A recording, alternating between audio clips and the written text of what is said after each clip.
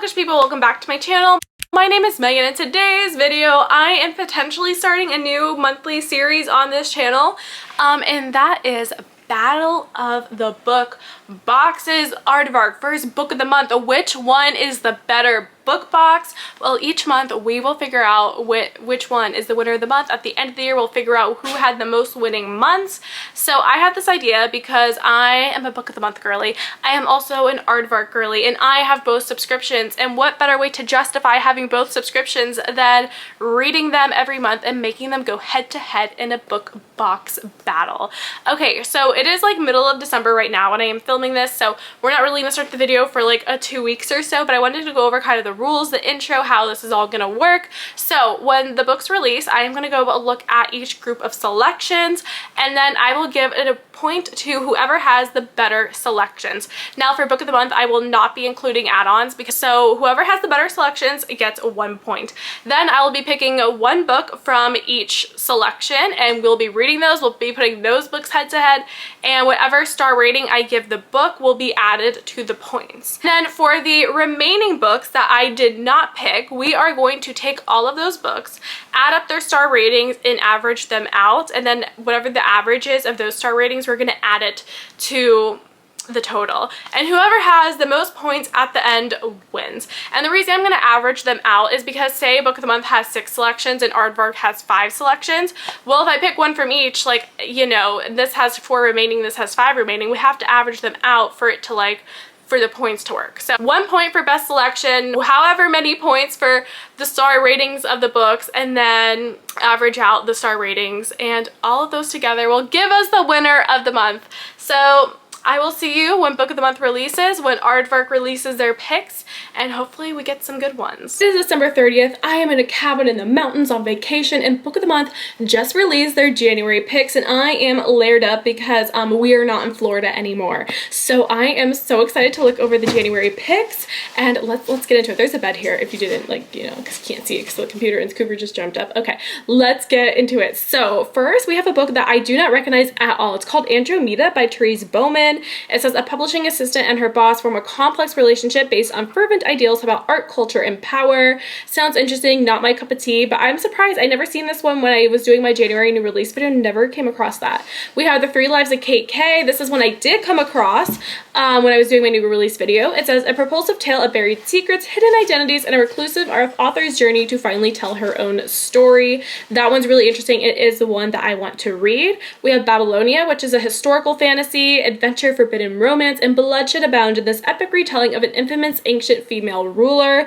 This one sounds interesting, sounds really cool. I probably won't select it just right off the bat because I have so many fantasy books on my TBR. I don't need another one. We have, oh my god, we have The Favorites by Lane Fargo, which is a book I have been dying to read. It says elite figure skaters experience chemistry on and off the ice in this intoxicating tale of ambition, sabotage, and love. Lane Fargo does thrillers, so I feel like this is like a thriller-esque romance, obsession, sabotage, ambition, love. Oh my god, I'm just repeating the words that I already read. I want to read this so badly, but I feel like it's what I'm going to read on audio, so I don't know if that'll be my selection. We have A Killing Cold by Kate Alice Marshall. I've read a book by her before. I forgot which one it was. I forgot the name of the title, but it was like black and pink on the cover. Anyway, it says visiting her fiance's wealthy family provides answers to her forgotten past, but the truth always comes at a cost. And then we have Isaac's Song, which says journeying across memory, a man reflects on his contentious relationship with his father and the cost of forgiveness. That's historical fiction, also not my cup of tea. So based on all of these, I don't know what Aardvark's picks are, but so far, like out of the main selections, there's 3 of them that I want to read. 2 of them, which is The Favorites and Kate K, I'll probably listen to via audio, which leaves 1 book that I will be selecting for my book of the month. Honestly, I'm so tempted to pick The Favorites and A Killing Cold and read 2 from each, like, you know, book box, but I think for the first month I only want to pick 1 book for my Battle of the Book Boxes, especially January will be a packed month with Onyx Storm releasing, so we're only gonna pick 1. I can listen to The Favorites on audio, so I think I'm gonna pick A Killing Cold for my January book of the month pick, but it's gonna be really hard for Aardvark to compete with this. Okay, it's gonna be really hard for Aardvark to compete with with their selections, because I have a feeling, just based on seeing Book of the Month selections for January, they are going to win the best selections for the month of January. But again, all those things can change once I read the books. What do I rate them? What is the average star rating of all the other books combined? But I'm very excited. I am selecting A Killing Cold. Okay, now let's go to my box. We're not going to look at any add-ons. I don't need any add-ons. I'm trying to read my whole TBR in 2025. We're going to be good. We're only getting one book. So A Killing Cold by Kate Alice Marshall. And here we go, ship my box. And I will see you guys when Aardvark releases their picks on January 1st. It is January 1st, which means Aardvark released their picks. So let's go see what they have in store for us. I am skeptical that they'll be able to beat Book of the Month because there was 3 books I wanted to read there. So let's see what Aardvark has in store. So I'm gonna go and I'm gonna open the app. Okay, I don't see all of them at once. Let me just click on the first one. Okay, I can kind of see them. So the first one we have is Cross My Heart by Megan Collins. This one says she has his wife's heart. The one she wants is his. Okay, it says a twisty novel about a heart transplant patient who becomes romantically obsessed with her donor's husband. Now that sounds really fun, really interesting. That sounds like a cool mystery thriller. Never heard of the author before. Okay, let's go to the next book. We Lived on the Horizon. This one looks like a sci-fi novel just based on the cover. Oh, and it is a sci-fi. It says, the city of Bulwark is aptly named, a walled city built to protect and preserve the people who managed to survive a series of great cataclysms. Bulwark was founded on a system where sacrifice is rewarded by the AI that runs the city, blah, blah, blah. Honestly, that doesn't sound like my cup of tea, but for someone else, they might like it, and it's an early release. We have a reformatory. Oh, okay, I see. As I say, I feel like I've seen this book before. This one was their 2024 Members Book of the Year, so signed copies are currently available. I love that. One of the things I do really love about Aardvark is they do, or at least recently, they have been doing signed copies of books. So that is a really cool. We have After the Ocean by Lauren E. Rico. It says a painful unsolved mystery resurfaces after decades of confusion, sending one woman and her daughters on a journey of redemption, an emotional story about intergenerational trauma, family, and the beauty of Puerto Rico. Interesting. It's contemporary fiction. Not my cup of tea either. Ooh, next we have this one. It's called Unromance. This one's giving me the best vibes so far just based off the cover. It looks so cute. It says early release debut novel Romance. A recently dumped TV heartthrob enlists a jaded romance novelist to ruin romance for him, one rom-com trope at a time, so he never gets swept off his feet again. Spice rating 3 out of 5, open door. Okay, so far that one sounds like the best one to me. I love the cover of this one. It looks so cute. How they're sitting in a diner in their fancy clothes, like everything about it looks so freaking adorable. Okay, let's go to the next one, which is the last one, which is Moth Eater. This one says, in this nuanced queer fantasy set amid the Appalachian Mountains in Virginia, the last witch of the ridge must choose sides in a clash between industry and nature. This is another early release debut novel, fantasy and LGBTQIA+. Okay, so out of all of them, the ones I'm most interested in is Cross My Heart and Unromance. But Cross My Heart, I'm not like obsessed, okay? I'm not obsessed. So the one that I am going to be picking for this video that is going to go head to head with A Killing Cold is going to be Unromance by Erin Connor. There we go. Our order is placed. So just based off the Book of the Month selections and the Aardvark selections, as I predicted, Book of the Month has won this very first round. So they get 1 point to Book of the Month for having the best selections. Aardvark selections might be better for some people. You know, it's all about taste. It's very subjective, not objective. It's the opposite of objective. It's very subjective. So you might be watching this and love Aardvark's picks more. I personally love Book of the Month's selections more. So I will see you guys when the books come in the mail and I start reading. Hello friends, it is about 2 weeks later. I've received both books in the mail and I have completed Unromance by Erin Connor and A Killing Cold by Kate Alice Marshall. I have read them both. Now let's review them and tally up the points to see who had the best book box in the month of January. Starting with our first book, we have A Killing Cold by Kate Alice Marshall. This was my January Book of the Month pick. It is a mystery thriller and an early release. So this book comes out in February, the first week of February, and you know, this might be a spoiler for my entire review, but go buy it. When it comes out in February, February. Go buy it and read it. You're not going to regret it. You're going to love it. So in this book, you are following our main character, Theo. Her full name is Theodora, okay? Which I'm biased to that name because I have a rabbit named Theodora. So we have Theodora, and she has just been caught up in this whirlwind of a romance with this guy. I think his name is Connor. Yes, his name is Connor. I've read so many books since I read this book, like character names, they get confused in my head. Okay, so she met this guy Connor. They're in a whirlwind romance. They met, they fell in love, they love each other, they're engaged in less than a year, already engaged. And he comes from this super wealthy family, so she is going to spend the holidays with them. She's going to spend 2 weeks with them on this mountaintop that they own. So it's very isolated, it's winter and it's snowing, and there's just something off about his family. Some of the family is very warm to her, like his sister like loves her, very bubbly, but then there's his mom, and then there's his grandma, who is very kind of cold to her, and there's just something lurking beneath the surface. Like, what is going on here? And she's also like a little sketched out because there's a sense of familiarity with the place that she's at, the cabins, the mountaintop, which is very confusing to her because she doesn't remember ever being there before. So she's like, there's just something weird going on. And that is all I'm going to tell you, because you know what? I'm telling you less than the inside flap is telling you, and do not read this flap. Do not read the synopsis, do not read the summary, do not read what is trying to intrigue you to read this book, because it gives away too much information, and that is my biggest gripe with this book, okay? I rated this book 4.5 stars. Loved it. I loved this book, but the half star that came off the 5-star rating is because of the synopsis of this book.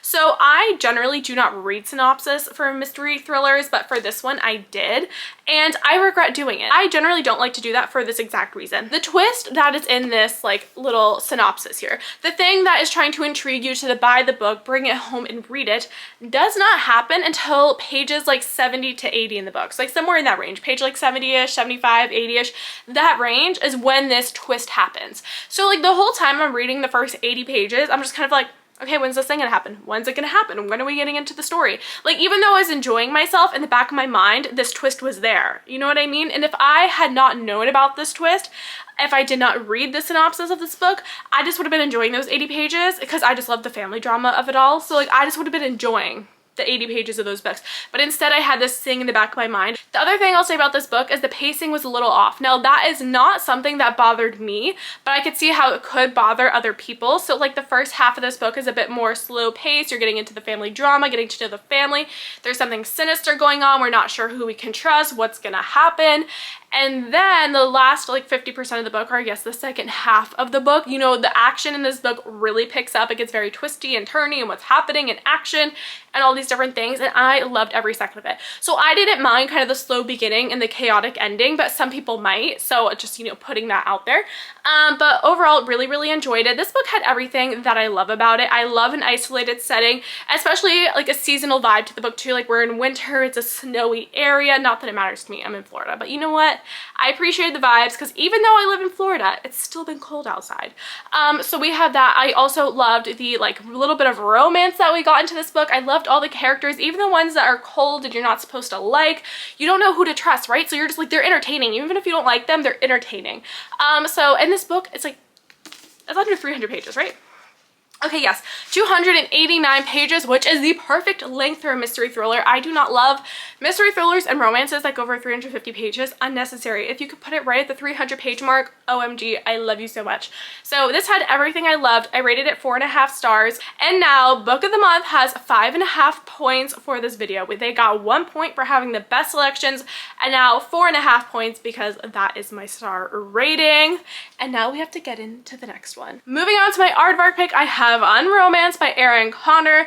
This is a contemporary romance, and I am so happy I decided to do this video because, quite honestly, if it was not for this video, I would have skipped January from Aardvark. I was not really interested in any of the selections. Even this book here, I just picked it because it was the most interesting out of all the books because it was romance. I was like, okay, I'll probably like this. But it wasn't like head over here, I was like, oh my god, I must read this book. I was like kind of about this book. Even when I picked it up to read it for this video, I was just like, not feeling it, right? I loved this book. I loved this book so much, and you can't tell if you're gonna love a book just based off a synopsis, right? Because I read the synopsis, it was okay, like it's okay, cool, romance, but no, I devoured this book. I love this book. This book took me 2 sittings to read, okay? The first time I sat down to read this book, I read 50 pages and I was like, oh my god, this is really good. It's cute. The next time I sat down to read it, I read the rest of the book. I read the whole thing. This book is how many pages?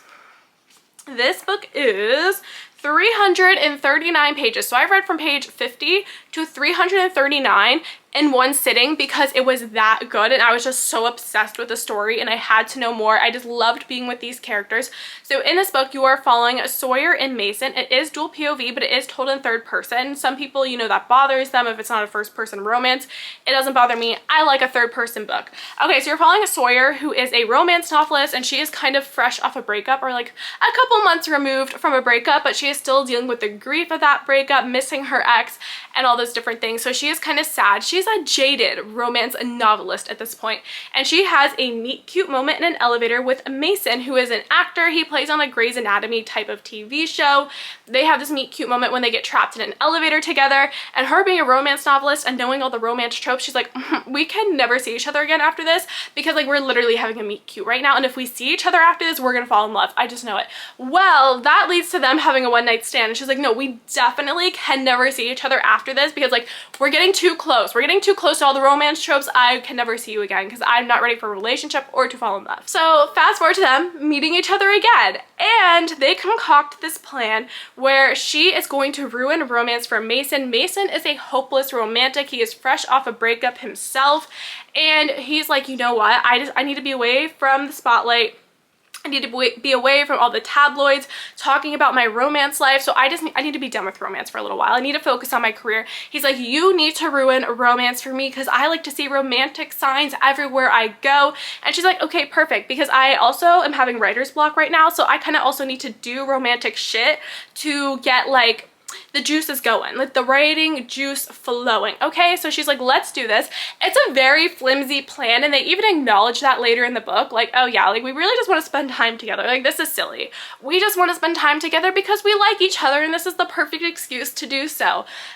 This book I really, really loved. It is kind of a Christmas romance in a way.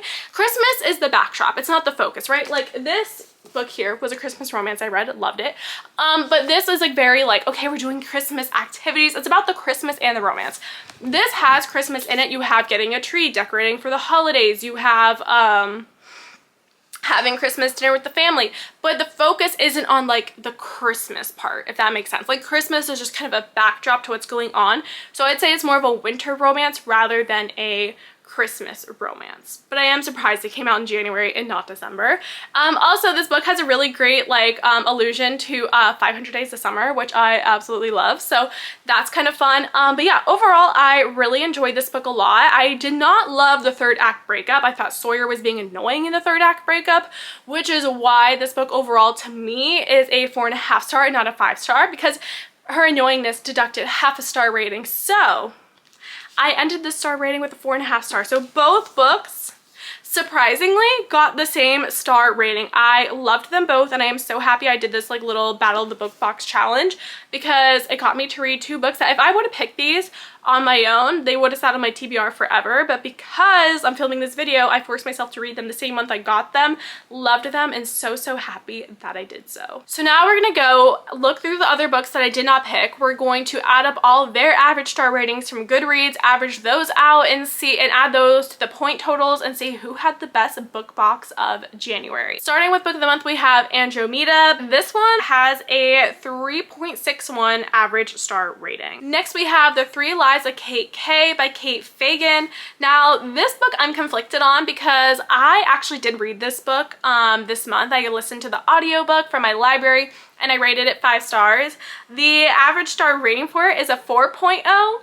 So do we just like split the difference with a 4.5 rating? Because I did read this book and I did absolutely love this book. So you know what? We're taking executive powers here, okay? It's a 4-point rating here. Mine was a 5 rating. So we're going to do 4.5 stars. Next, Babylonia has a 4.35 rating. Next, we have The Favorites by Lane Fargo, which has a 4.46 rating. Now, this one I have not read yet, but I do have the audiobook that recently my Holt came in from the library, so I will be listening to that very soon. And lastly, we have Isaac's Song, which has a 4.44 average rating. So now we're gonna add those up, divide it by 5, and the average star rating was a 4.27. So let's add that in to Book of the Month's total. So Book of the Month has ended January with 9.77 points for theirs. Now let's see at Aardvark's average star ratings and see if they can pull out a win over Book of the Month. Starting with Cross My Heart by Megan Collins. This has a 4.02 average star rating. Next we have We Lived on the Horizon, which has a 3.91 average star rating. Next, Moth Eater has a 3.59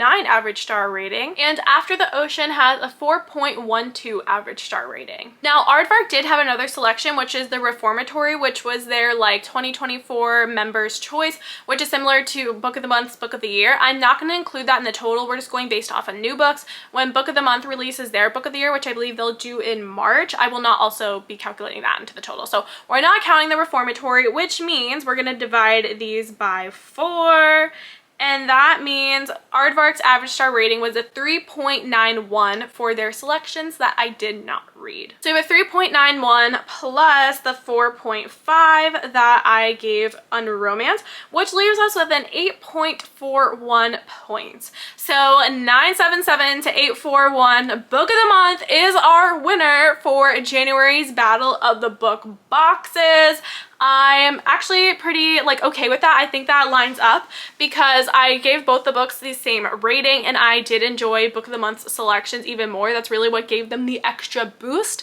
And also their books kind of came out to a higher average rating than Aardvark's selections. So I do love both subscriptions. This is probably one of my favorite vlog reading videos that I have ever done because it's just so fun and I love both these subscriptions, and this is just a way for me to justify having both of them. Not that I need to, I am an adult with my own money, but mentally this is my justification. I cannot wait to do this video again in February and then March. I had so much fun filming this video. I think it helped that January, my first month, I absolutely loved both the books that I selected. We'll see what February has in store for us. I'm really excited to see what the picks are because honestly, looking at February new release books right now, I'm not 100% sold. I don't really love all the books that I'm seeing that are coming out in February. Like, it's not a very exciting month, whereas January was an exciting new release month.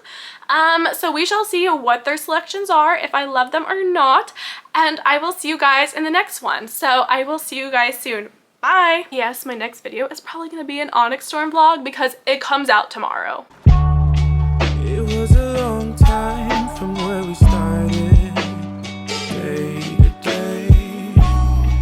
I had these feelings all inside and they wouldn't fade away. By the seaside